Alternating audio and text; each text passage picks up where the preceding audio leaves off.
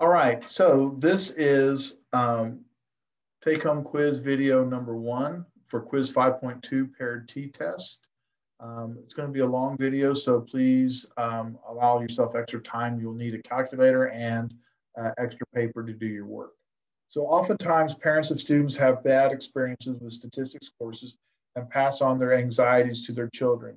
To test whether actually taking AP statistics decreases students' anxiety about statistics, an AP stats instructor gave a test to rate student anxiety at the beginning and end of the course. Anxiety levels were measured on a scale of 0 to 10. Here are the data for 16 randomly selected, randomly chosen students from a class of 180. One thing I want to point out, 0 is low anxiety, 10 is high. All right. So 0 is low anxiety, 10 is high. We have 16 people, and they were tested pre-course and then post-course. So because they're tested twice and we have paired data for each person, 1, 2, 3, all the way up to 16 people, this makes this a paired data test. And I'm going to go ahead and call this L1 and L2. All right. Now, technically, I can do post minus pre, so 4 minus 7 would give me -3, 3 minus 6 would -3. I should go ahead and do that by hand if I wanted to, but I'm going to prefer to enter it in the calculator, which is going to go something like this. I need to clear that out. So I entered the data. I went to SecQuit. I went to Stat, then Edit, and then I entered the data all the way in L1 and L2. Okay, so I needed to do that first. Now, they asked me for post minus pre. So I need to be really, really careful about this. So take a moment and write this down. You're going to go post minus pre. Well, our post is an L2, so this is going to be L2 minus L1. If you do it incorrectly, you're going to get the wrong answers. So L3, second 2 for L2 minus second 1 for L1. So we did post minus 3, and sure enough, we're matching. We got negative numbers to begin with. If you did it the other way, you have positive numbers, and you need to go back and start over, okay? So do the data indicate that anxiety levels about statistics decrease after students take AP stats, test an appropriate hypothesis, and state your conclusion? All right, so first off, null hypothesis, very easy. It's always going to be mu D equals 0 for a paired test. So HO, mu D equals 0. Our alternative, we have to be very careful about.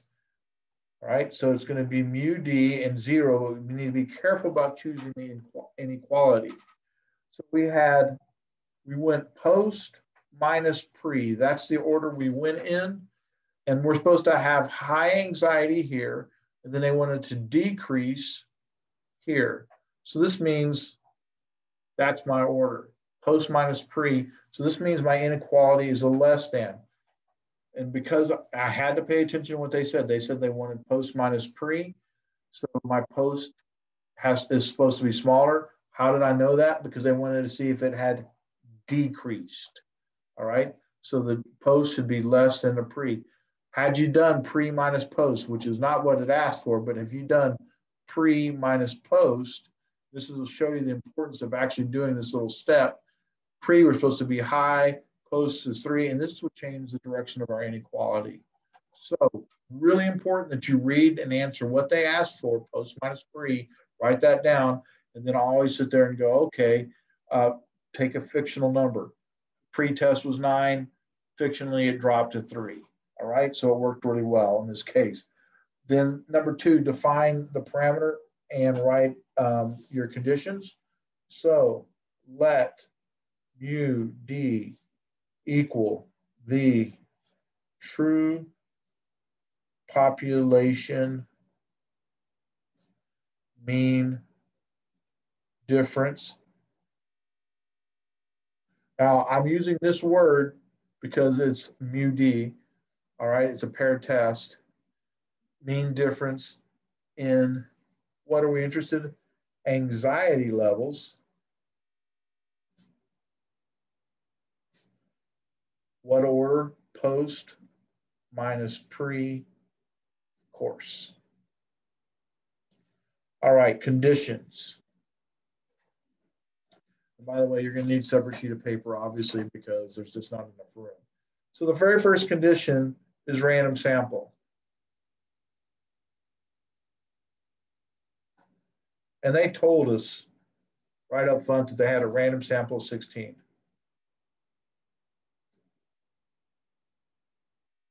So that was given. The second part, the second condition is let n is less than 10%. We had 16 divided by 0.1 equals 160, which is less than 180. The sample, and I chose 180 because that's how many students there were. The sample is less than 10% of the population.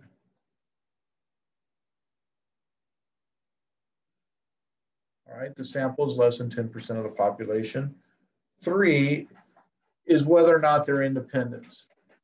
And I'm going to say that the individuals should, their anxiety levels should be independent of each other. So the differences are independent as each student's anxiety levels are not impacted by others. Now, I don't know that that's really true. The fact of the matter is if one person is scared, more people are scared. So I don't know that that's actually true, but we're going to claim that it's true and continue on. All right. So this is a case where it really may not be independent, but we don't really have a good way of knowing, and we're going to act like it's not. The next is normality. So the next condition is normality. And really quickly, I can sit there and go, you know what? I know that it's not, I don't have 30 pairs, so it's not normal by central limit theorem. And they did not tell me that the underlying data is normal. So I'm going to need to create a box plot. So second stat plot, enter. All right. Make sure that you arrow over to the left to turn it on. Make sure you select a box plot that has the outliers. My data list is L3, second 3. And then I'm going to do a zoom 9. All right, well, I ended up getting a very nice box plot that's pretty symmetric, which is kind of nice because some of the ones we've worked with recently have not been that symmetric.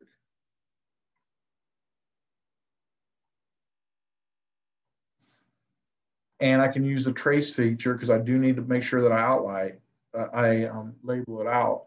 So I have -3, -2, 1. So -3, -2, 1, 0, and +1. Okay, so the box plot of the differences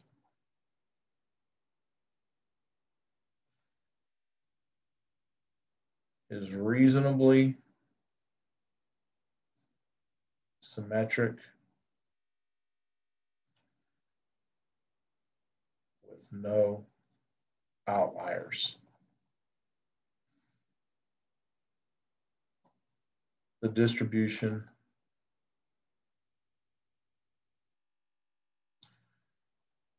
appears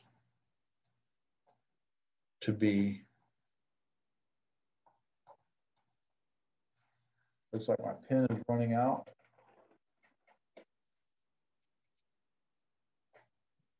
Approximately normal. All right. So at that point, we can actually start running this test. And the very first thing we need to do is go ahead and write our equation. And our equation is simply T equals X bar D minus mu D SD divided by the square root of N. I want to go ahead and collect my information for that. So I'm going to go stat, calc, one variable statistics. My data is an L3. And I get an X bar equal to 1.125. Make sure it's negative because that's what it says, negative 1.125. And this should have a D, and SD equal to 1.1474, and an N equal to 16. So my degrees of freedom are 15, or basically 16 minus 1. Now, if I were to draw a picture of this, which I probably should,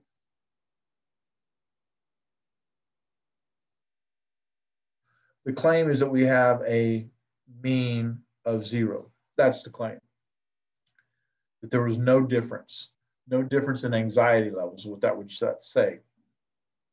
But we ended up with negative 1.125 as our sample mean, and our alternative hypothesis was less than, so we're shading off this way. So we're looking for the probability that T is less than negative 1.125 minus our mean claim of 0 divided by 1.1474 divided by the square root of 16. All right, so let's go ahead and run this test. Stat test, this is a number 2, so a t-test. We have data. Our mean claim is 0. My data list is an L3, the one that I'm interested in. And we set our alternative as a less than, so we need to make sure that that's selected. And I get the probability, so I get the probability that T is less than negative 3.921 equals 0.0006. Now be really careful with this. I look at this and I go, you know what, that looks like I have a probability greater than 1. That's not possible. Then so I check the end, it's like, oh, I need to put 3 zeros there. So make sure you recognize that. So probability of T is less than negative 3.921 is that's our p-value right here. That's our p-value. So then we have p-value versus alpha. Our p-value is 0.000, and I went ahead and put 6.8. They didn't give us an alpha level, but let's just say it's 0.05. Well, this is less than. And this is one thing that I'm having that people are not doing is they're not coming back and looking. If the p-value is less than alpha, reject the null. So just go to number 9 and read it, all right? So that if the so our decision here is to reject HO. Reject the null. So our p-value is 0.0006. Our decision, we reject the null.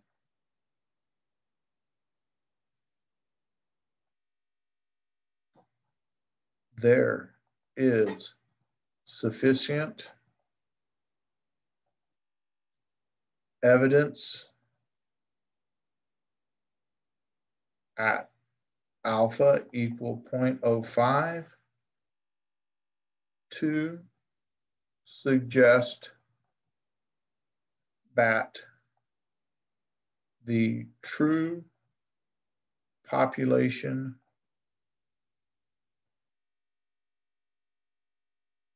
mean difference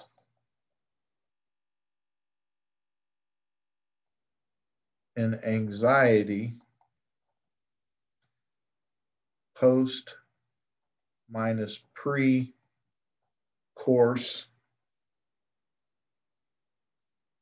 is less than 0. All right. Now, please remember, this part right here is just repeating our definition. This came right here from our alternative hypothesis. All right. So the question is, did anxiety levels go down? And we're like, yeah, they did. They decreased. So when the next question says, do the data indicate the test indicate that the anxiety levels about statistics decreases after students take the stats course? Test an appropriate hypothesis and state your conclusion. And that's what we did. And that right there is in complex language. If I ask for simplified language, which sometimes I do, after we give the complex language or we give the nice definition, is anxiety levels decreased. All right, so that's what we actually observed. Now, the next thing it asked us to do was to explain the p-value. All right, so explaining the p-value in context. Well, first off, p-value in this case is 0.006 or 0.0068. You should probably take your notes file out and flip over to page 125. And on page 125, in the middle of the page, we find, given that the null is true, there's a blank % chance that we'd calculate a test statistic as extreme or more extreme in favor of the alternative. That's the definition. Now we're going to put it in context. All right. So given that there is, and it said, given that the null is true, well, what is our null? That there's no difference in anxiety levels.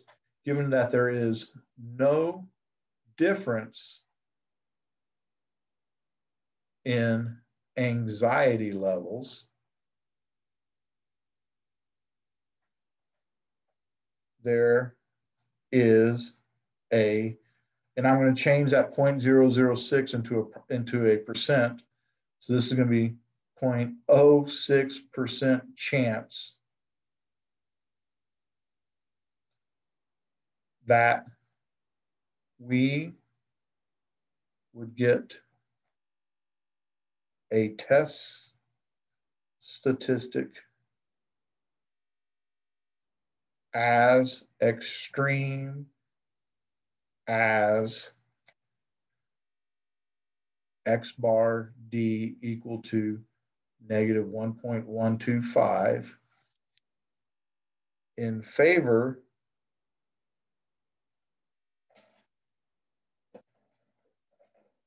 of the alternative, in favor of a decrease in anxiety levels. So I'm going to sit there and break this down real quickly one more time, because I know this is kind of new. We'll spend a lot more time with this next week. All right. But given that the null is true, so this is restating the null. Given that the null is true, given that there's no difference in anxiety levels, there is a blank % that came straight from a p-value chance that we'd get a test statistics as extreme. Well, this happened to be the sample mean that we calculated, which is in favor of a decrease in anxiety levels. All right. So this is our alternative. So this right here is HA, and this right here is HO. Okay. So that's where that part came from. The next thing says, create and interpret a 90% confidence level. Since we're working with the same problem set, we do not need to redo the conditions. All right, so we don't need to redo the conditions. All we need to do is start off by writing, and we don't need to redefine our parameter. So we need to start off by writing down our formula. Well, our formula is going to be simply this: x bar d plus or minus t star SD divided by the square root of n. And I know I've already done this part already, but I'm still going to redo it just for myself. So I'm going to go stat calc, one variable stats, and I'm just going to get the parts that I need. And I find out that x bar d is negative 1.125, SD is 1.147, and n in this case is 16 degrees of freedom is 15. Now the one thing I'm missing is t star. So we're going to go calculate t star. So t star is going to be second vars inverse t. And the problem asked us to calculate a 90% confidence interval. So parenthesis 1 minus 0.90, close parenthesis, divide by 2. Degrees of freedom happen to be the 16 minus 1, or the 15. I can do either. So t star ends up being negative 1.753. So I now have the information I need to plug into this equation, and I have negative 1.125 plus or minus t star of negative 1.753, and we have SD of 1.147 over the square root of 16. So now I'm going to go ahead and run the interval, and I'm going to do that by going stat test, scroll down to t interval, which is number 8. My data is an L3, so we're good there, and I need to change my confidence level to 0.90. And I end up getting an interval of negative 1.628 to negative 0.621. So my interval is negative 1.628 to negative 0.6221. All right, so now we need to do our conclusion. We are 90% confident that the true population mean difference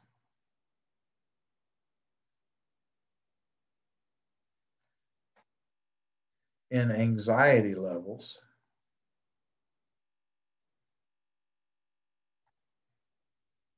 post minus pre lie, post minus pre course lie within the interval negative 1.628 to negative 0.6221. Okay. All right, so that was the next thing. We created and interpreted a confidence interval. And then it says the next thing, so this was number 3. All right, the next thing it asks us to do is go ahead and explain the meaning of the confidence level, which is number 4. And that's where we're going to go in repeated sampling. In repeated sampling,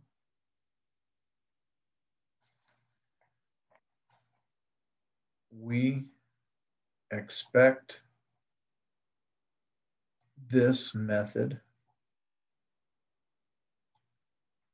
to capture the true population mean difference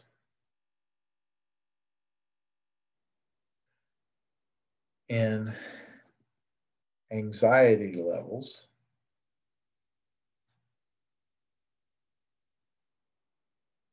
post minus pre-course